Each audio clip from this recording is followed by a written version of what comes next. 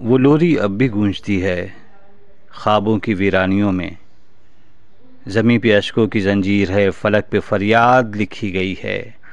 वो बेटा जो लौटा नहीं कभी, माँ की आंखों में बस गया कहीं।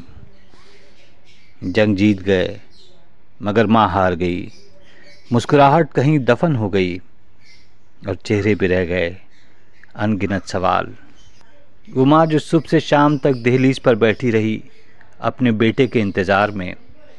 वो बेटा जो वर्दी में माँ को प्यारा लगता था, अब न उसकी पुकार सुनाई दी न कदमों की चाप। फ़कत एक ख़बर आई, आपका बेटा वतन पे क़ुरबान हुआ।